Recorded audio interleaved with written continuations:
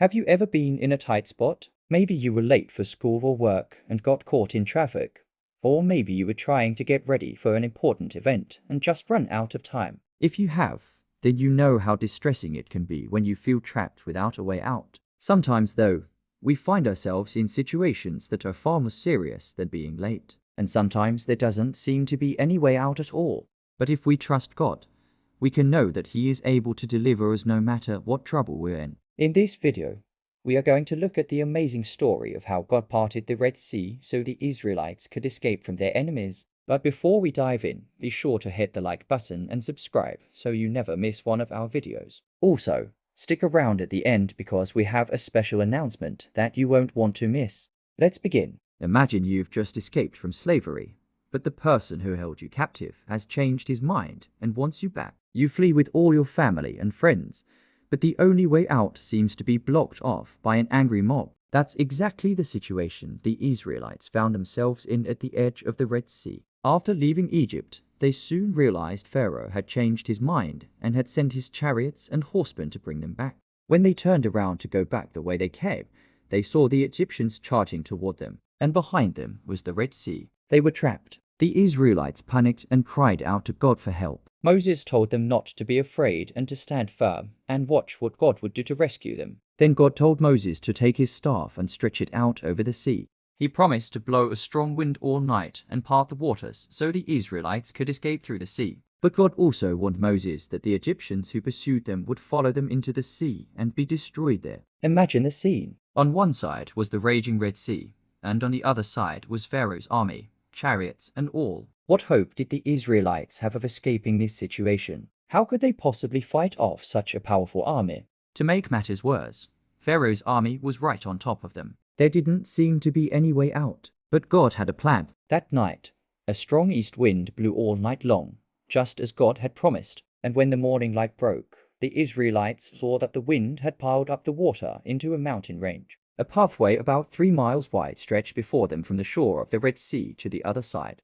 This dry ground was enough for all the people, all the livestock, and even the chariots to walk on. Amazingly, the water was piled up like walls on either side of the path, forming a kind of channel. The Israelites began walking through the sea on the dry ground, and God's angel went ahead of them, guiding their steps. Then Moses lifted up his staff, just like God had instructed him, and led the people through the sea. As they walked through, they could see the Egyptians on the other side, preparing to charge into the sea and capture them. But as they got closer, something strange happened. The Israelites could hear the noise of battle all night, but when the morning light came, they found that everything had been overturned. Chariots were overturned, soldiers were tangled in the reins of their horses, and there was great confusion among the Egyptians.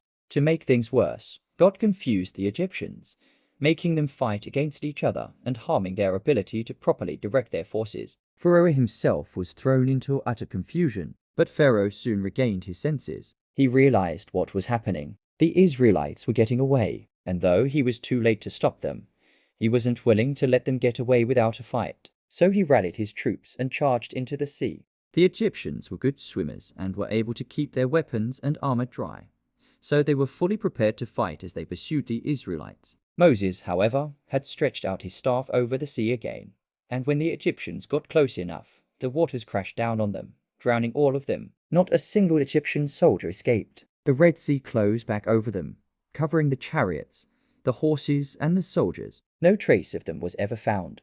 When the Israelites saw what had happened, they sang this song to praise God for delivering them. Oh, sing to the Lord, for he has triumphed gloriously. The horse of Pharaoh with his retinue has fallen into the midst of the sea. The best of Pharaoh's officers are like a fool. The Lord has overthrown them in the sea, the swift with the slow. Likewise, you are destroyed forever. Pharaoh's chariots with his horsemen. Who is like you, O Lord, among the gods? Who is like you, majestic in holiness, awesome in praises, wonderful in mighty deeds and in miracles? When they finished singing the song, the Israelites continued on their journey until they reached a place called Marah, where they made camp. Then they drank bitter water from the sea, and the water turned sweet. From here, they moved on to Elim, where there were 12 springs of water and 75 fruitful trees. There, they feasted on the fruit of the trees and drank sweet water, until they were rejuvenated from their long journey through the wilderness. Finally, God spoke to Moses and said, Behold, I have made you a god to Pharaoh, and Aaron your brother shall be my prophet. You shall say all that I command you, and Aaron shall say it to Pharaoh. And it shall come about as I have spoken. So Moses and Aaron went into Pharaoh and did just as God had commanded. What does this story teach us? It teaches us that when we trust God, He will deliver us no matter what troubles we're in. Sometimes God's way of delivering us is through human means, like helping us to find a solution or giving us the strength and wisdom to solve a problem. Other times, God delivers us supernaturally, like He did for the Israelites. Whatever our situation might be, we can trust God because He is all-powerful and He loves us very much. If you've been facing difficult challenges lately, take some time to talk to God about it. Ask Him for help and trust Him to deliver you. You may not see a solution right away, but remember that God is in control and He will help you in His own time and in His own way. Before we go, we have an exciting announcement to share with you. We are launching a new Bible quiz series.